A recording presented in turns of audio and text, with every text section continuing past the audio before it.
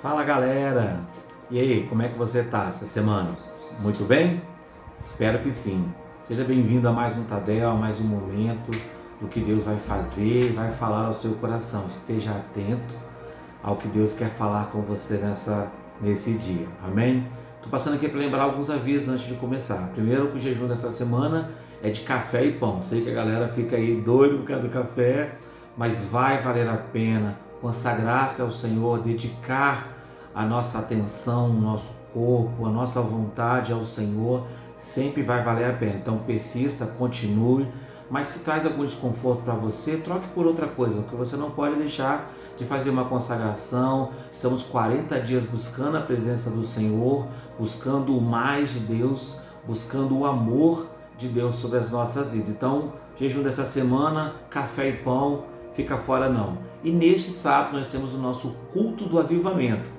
Isso mesmo, você que quer mais de Deus, você que quer algo sobrenatural, ter uma experiência nova, ser batizado com o Espírito Santo. Pastor, eu nunca senti, eu sempre quis. Vamos lá, sábado agora, culto do avivamento, às 19h30 na BR, lá na nossa sede, tá bom? Espero você para algo novo de Deus para a sua vida. E nessa noite eu quero falar com você sobre as casas que Jesus visitou. O texto de Apocalipse, capítulo 3, versículo 20 diz: Eis que estou à porta e bato. Se alguém ouvir a minha voz e abrir a porta, entrarei em sua casa e com ele cearei e ele comigo. Nós vemos que durante o ministério de Jesus, ele jamais desprezou ninguém. Jesus, ele era uma pessoa que estava presente junto das pessoas. Ele comia com pecadores, ele curava doentes, doenças que eram desprezíveis na época, como a lepra, que as pessoas tinham que manter distância.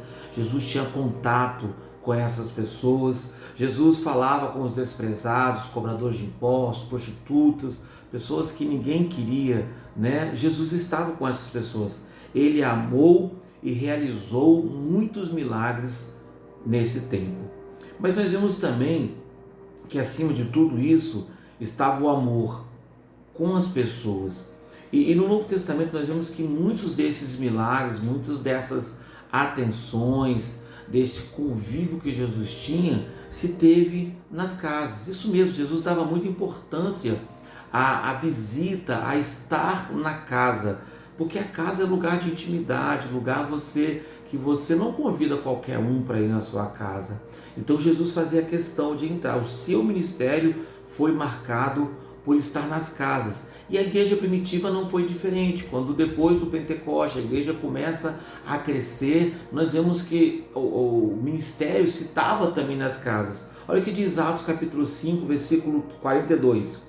Todos os dias no templo e de casa em casa não deixavam de ensinar e proclamar que Jesus é o Cristo, que Jesus é o Messias, aquele que estava prometido para vir.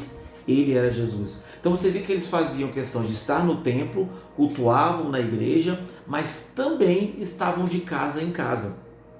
Qual seria então a intenção do nosso Senhor em entrar na casa das pessoas? E aí é isso que eu quero falar com você. O Evangelho, nós encontramos Jesus nos dando ensinamentos quando ele entra nas casas, trazendo o propósito que ele entrou naquelas casas e dando a nós também a percepção da importância que nós temos que dar ao GA. E aí me permita usar o nome GA, que nós também chamamos de célula, mas estamos transicionando, mudando para GA. Pastor, o que significa GA? São duas siglas, Grupo de Amigos. Então você, quando for convidar alguém, você vai convidar para o seu grupo de amigos, para o seu GA. Então nós temos que dar essa importância ao GA, que é este culto nas casas, que é este culto dentro de um lar. Então por isso nós temos o trabalho de GA e quero trabalhar com você não só o contexto de um GA, mas quando Jesus pode entrar em uma casa, quando Jesus pode entrar em uma família, porque casa representa família, quando Jesus pode entrar na intimidade, porque casa representa intimidade, muita coisa pode acontecer. Então eu quero trabalhar com você ao longo de alguns tadéus, que eu estarei ministrando, somente quando eu estiver ministrando, né? Nós vamos estar falando sobre essas casas que Jesus entrou. Então me permita aí entrar numa nova série com você, né, de as casas que Jesus visitou. Então nessa primeira parte, né, na parte 1 das casas que Jesus citou, eu quero falar sobre a casa em Caná da Galileia. O texto está lá em João 2, do 1 ao 12. Jesus foi convidado, e esse é o contexto da história para você entender. Eu não vou ler o texto, porque senão a gente vai gastar muito tempo.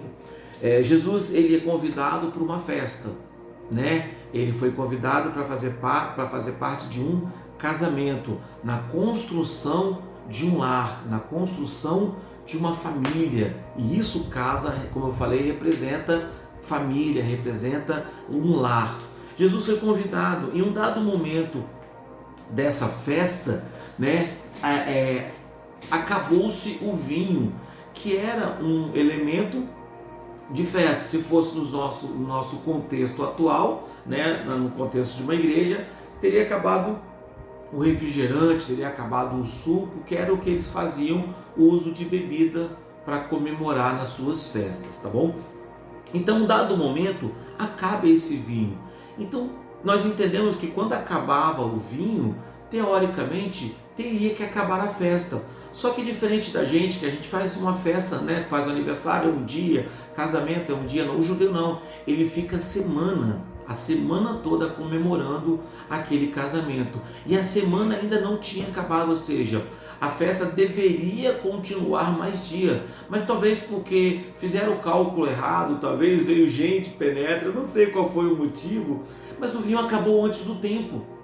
E aí Jesus agora está ali, e nós conhecemos a história. Ele realiza o primeiro milagre registrado na Bíblia, né? Jesus inicia o seu ministério a partir dessa história. Eu estou usando a referência de João, mas existem outras referências dos evangelhos também dessa mesma história. João capítulo 2 narra que Jesus transforma água em vinho. Então, a primeira casa que Jesus ele entra, ele leva alegria, ele transforma a tristeza, a perda em alegria. E aí o vinho, dentro de um contexto de simbolismo na Bíblia, no contexto bíblico, ele representa alegria, por aquilo que ele acaba gerando, né? A fermentação, ela acaba tendo um teor alcoólico, né? E isso mexe com o nosso organismo, e você fica um pouco mais solto, mais aberto, né? Então, o vinho, ele simboliza a alegria, ele simboliza festa. Festa representa e nos traz a memória de alegria. Então, assim como Jesus restaurou a alegria daquela casa, daquela família, ele também pode restaurar a alegria da sua casa e do seu GA. E a pergunta que eu te faço: tem alegria na sua casa? Tem alegria no seu GA, na sua célula? Eu quero que você entenda o seguinte: ninguém gosta de ser convidado para um velório, para um enterro. A gente vai por consideração à pessoa, para estar junto, mas não há satisfação em ir em convite para ir a um velório, mas para uma festa sim. Então eu quero que você entenda que quando você convida alguém para ir à sua casa, quando você convida alguém para ir para o seu GA, ele precisa receber, a impressão que ele precisa ter é que aquele lugar é um lugar de festa. Então, o contexto que você vai chamar tem que ter muita alegria, tem que ter muito sorriso, descontração, liberdade. Ela precisa se sentir à vontade, ela precisa se sentir entre amigos. Então, às vezes, nós temos que entender que as pessoas criam um ambiente, pessoas alegres criam ambientes alegres. Você pode influenciar o ambiente que você está. Eu vou repetir: pessoas alegres criam ambientes alegres. Então, se a sua célula, se o seu GA, ele não é alegre, você pode mudar isso. Ah, pastor, mas eu já não estou tão bem assim. Amém. Mas assim como Deus transformou O que é transformar? É você mudar toda a essência daquilo em outra coisa. Jesus pegou a essência, que é a água, H2O, e transformou essa substância em vinho, suco de uva. Então eu entendo que talvez hoje a sua casa não seja um ambiente alegre. Talvez hoje você não esteja em condições para sorrir, para gerar esta alegria. Essa é a sua situação. Mas eu creio e profetizo sobre a sua vida que o Deus que nós servimos pode transformar essa situação. Ele pode mudar essa realidade. Aquilo que hoje te traz sofrimento pode ser a sua alegria amanhã. Olha o que o salmista coloca para nós, meu amado. Salmos 30, versículo 11 e 12. Mudaste o meu pranto em dança, me vestistes de lamentos em vestes de alegria, para que o meu coração cante louvores a ti e não se cales. O Senhor, o meu Deus, a Ele darei graças para sempre. O salmista fala o seguinte: o Senhor transformou o meu pranto, meu choro em dança. Ele transformou as minhas vestes de lamento em vestes de alegria. Então ele estava passando por uma situação, Davi, passando perseguição, passando luta, porém na ação divina, na ação sobrenatural de Deus, Deus muda esta realidade. Então eu quero dizer para você que está me ouvindo, eu não sei o que você está passando, talvez na sua casa, no seu trabalho, seus relacionamentos, talvez no seu ministério, você não tenha motivos para sorrir. Talvez a sua célula esteja fazendo você sofrer, meu líder. Talvez o seu líder, meu amado irmão, faça com que você se entristeça. Mas eu quero profetizar no nome de Jesus. A alegria do Senhor é a sua força. Que esta alegria possa te fortalecer. Que este momento possa passar. Porque pessoas alegres mudam ambientes, criam ambientes alegres. Então eu quero profetizar sobre o seu coração, eu quero profetizar sobre a sua mente, eu quero profetizar sobre o seu espírito. Festa, alegria, abundância da presença do Senhor. Sabemos que Deus pode e quer transformar a tristeza em alegria. Então a primeira casa que eu quero destacar é a festa em Caná da Galileia, neste casamento, que quando Jesus entra, ele transforma. Então a minha pergunta é: Jesus faz parte da sua casa? Jesus foi convidado para estar na sua casa, para que essa alegria, essa tristeza possa ser transformada em alegria? O seu GA, ele tem Jesus na essência, no seu DNA, porque nós fazemos discípulos de Jesus. Então eu quero profetizar que quando você orar, quando você buscar a presença do Senhor para a sua célula, meu líder, quando você busca a presença de Deus para a sua casa, meu irmão, meu amigo, Deus entra e muda realidades. Eu creio e profetizo sobre a sua vida. Amém? Eu quero falar para você sobre a segunda casa que Jesus visita. Está lá no texto de Lucas 4, versículo 38 e 39, é que Jesus entra na casa de Pedro e Jesus ele leva a cura. Quando Jesus ele entra na casa de Pedro, é relatado a Jesus que a sogra de Pedro estava passando mal. E aí as pessoas pedem que Jesus orasse por ela, para que ela pudesse servir. Então é muito importante nós, nesse primeiro ponto aqui, dizer o seguinte: Jesus vai fazer aquilo que nós colocamos diante dele. Não que ele não tenha poder para saber, não, ele sabe todas as coisas. Mas a Bíblia diz assim: clama a mim, peça a mim e eu te responderei. Então às vezes nós ficamos esperando tudo cair do céu, mas nós não nos colocamos na posição de intercessores, de clamar ao Senhor, de trazer o Senhor para a circunstância. Foi dito para Jesus que a sogra de Pedro estava enferma. Então Jesus vai e a cura. Versículo 9 do Lucas 4 diz: Inclinando-se ele, Jesus, a ela, repreendeu a enfermidade, e esta a enfermidade a deixou, e logo se levantou e passou a servi-los. Eu quero que você entenda que Hebreus capítulo 13, versículo 8 diz: Jesus Cristo é o mesmo ontem, hoje e será eternamente. Então, meu querido amigo, meu querido líder, se Jesus curou esta enfermidade na casa de Pedro, ele continua o mesmo hoje, e ele pode trazer a cura aí na sua casa, aí no seu GA, aí na circunstância aonde talvez você possa estar me ouvindo, eu não sei, em um hospital, visitando alguém, estando com alguém. Eu creio que há poder no nome de Jesus para mudar a realidade. E quando nós chamamos Jesus, quando Jesus entra na nossa circunstância, quando Jesus entra na nossa casa, quando Jesus entra no nosso GA, a doença não pode ficar. Chame Jesus, convide Jesus a fazer parte, porque quando ele entra, a enfermidade tem que sair. Nós temos que entender, meus amados, e que você, meu líder, entenda. Jesus já levou na cruz do Calvário todas as nossas dores e as nossas enfermidades. Isaías 53, 4 e 5 diz: certamente ele, Isaías estava profetizando 400 anos antes, a respeito de Jesus que viria. Essa é uma palavra profética, uma palavra que iria cumprir. Mas olha que ele coloca o seguinte: ele tomou.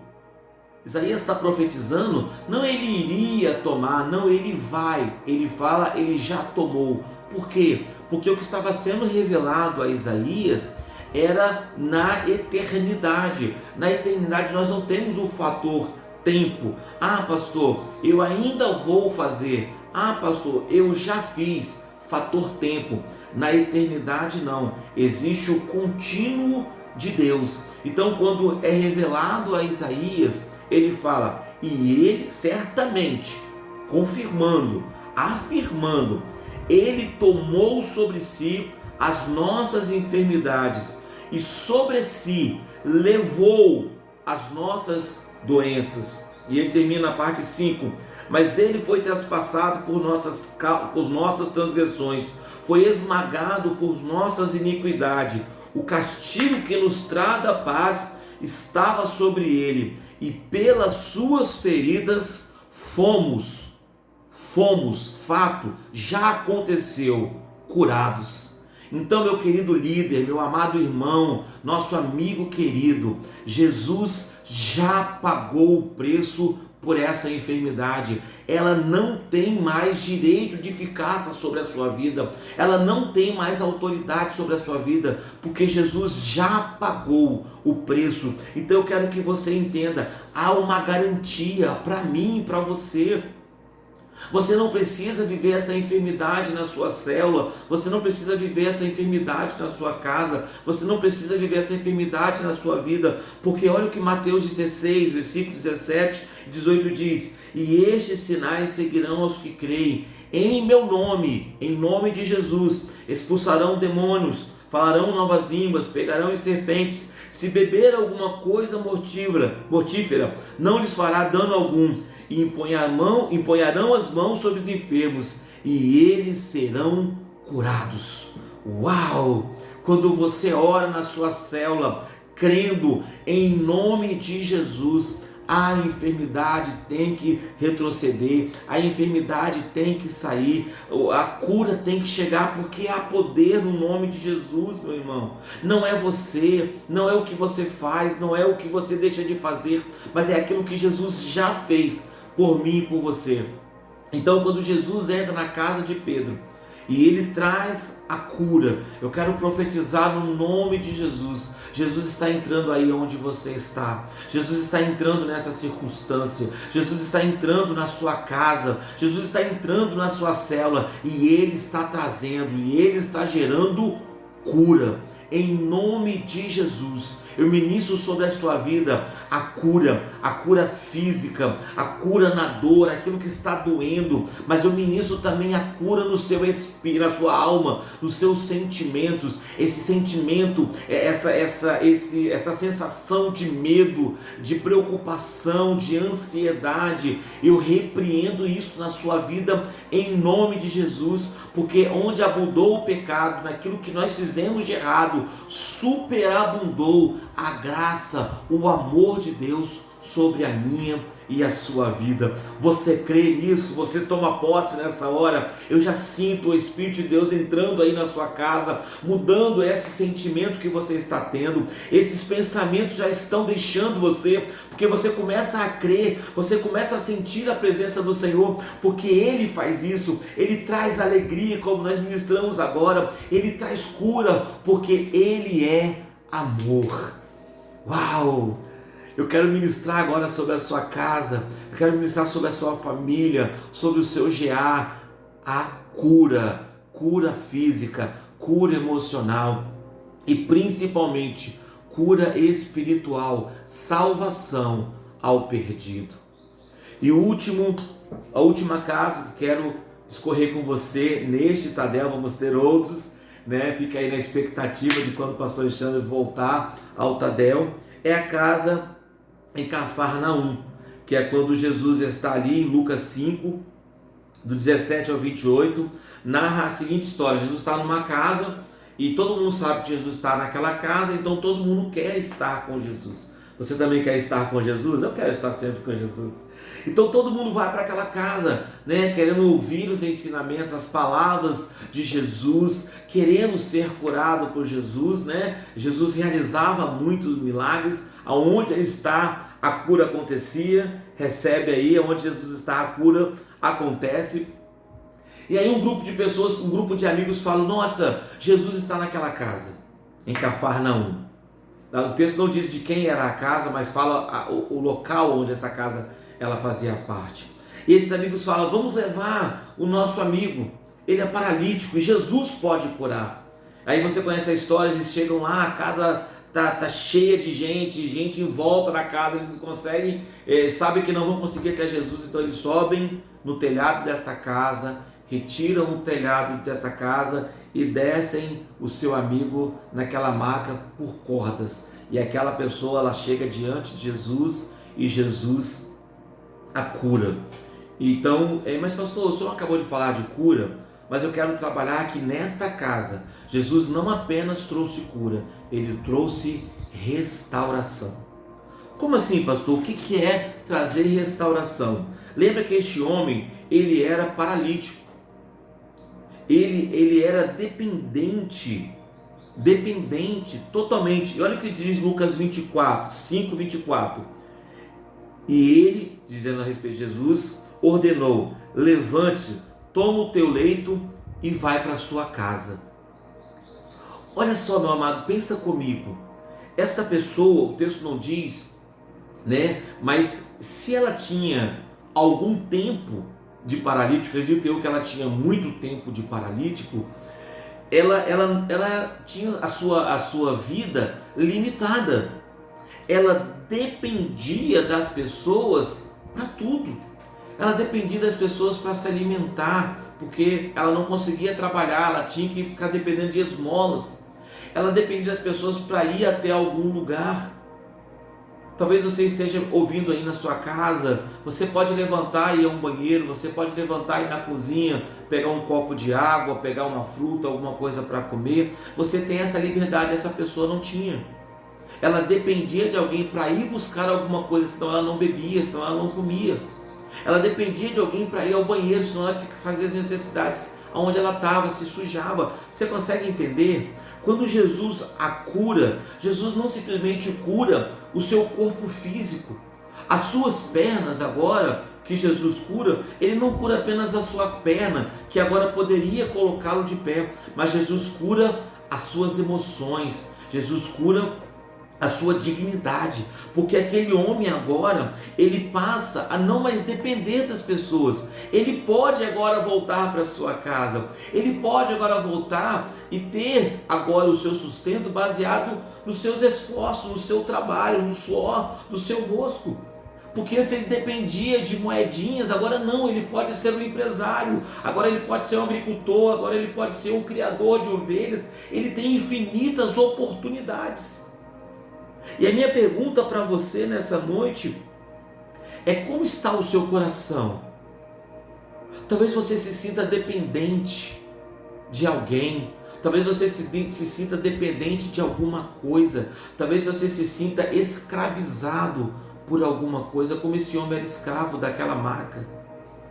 Então, quando Jesus entra nessa casa, ele traz restauração.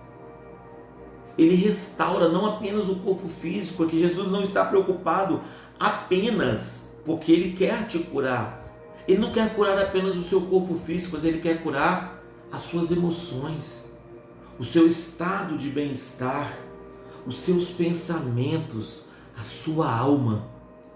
Então, quando Jesus entra nessa circunstância, quando Jesus entra nessa casa, Ele traz dignidade. E a minha pergunta é: como está a sua casa nesses últimos dias? Existe respeito? Existe amor? Como que está o seu GA? Existe cumplicidade, harmonia? As pessoas estão amando umas às outras? Porque Deus quer também restaurar as emoções do seu GA. Ele quer também restaurar as emoções da sua casa, as suas emoções. Meu amado querido, como está o seu coração nesses últimos anos? Depois da pandemia, tanta coisa mudou, não é verdade? A gente às vezes perdeu aquele brilho no olho, a gente perdemos vontade de sonhar, de planejar, de conquistar, de crescer. Você está aprisionado talvez a esta maca do desânimo. Talvez você está preso a uma maca do medo, da falta de relacionamento com Deus. Talvez você não consegue mais voltar a orar, jejuar. Estamos 40 dias, você tem dificuldade até para jejuar. E eu quero dizer para você que quando Jesus ele entra, Ele vai trazer bênção. E para isso acontecer, Ele quer transformá-lo para que você seja um instrumento da glória dele. Que você possa entender que quando Jesus entra, Ele traz restauração. Deus quer restaurar a realidade da sua casa. Deus quer restaurar a realidade do seu GA. Mas para isso, você precisa convidá-lo. Ore, peça ao Senhor, convide o Mestre para estar na sua casa. O texto que eu li diz: eis que estou à porta e bato. Se alguém ouvir a minha voz, vou abrir a porta, eu entrarei e cearei com ele. Eu quero orar com você. E desta forma, você vai abrir a porta do seu coração, abrir a porta da sua casa, abrir a porta do seu GA, da sua célula, para Jesus entrar e trazendo alegria, cura e restauração. Você pode orar comigo nessa noite? Deus, nós queremos te convidar. Entra na circunstância que estamos precisando. Entra na minha casa, Senhor. Entra nos meus relacionamentos. Entra, Senhor Pai, no meu casamento, na minha posição como pai, como pastor. Eu preciso de Ti. Entra, Senhor Pai, no meu ministério. Dirige-nos, ó Pai, através do Senhor. Ó Pai, entra no meu GA, Senhor Pai, no farol, no celeiro. Eu quero escancarar as portas para que o Senhor venha e nos use para sermos instrumentos da Tua glória na família Betel. E eu profetizo nesta hora que aqueles corações que estão abrindo a sua porta, que estão abrindo a sua mente, o seu coração por Jesus, que o Senhor vai entrar e vai mudar esta realidade. Eu quero nesta hora te agradecer por esta palavra tão poderosa e viva sobre as nossas vidas, porque o Senhor é um Deus que age no particular, mas também Tu és um Deus que age na nossa casa, nos nossos GAs, em comunidade. Obrigado por esta palavra, em nome de Jesus. Amém, Amém e amém. Beijo no coração, Deus te abençoe, até o próximo Tadel. Estamos juntos, porque família Betel, uma família para pertencer.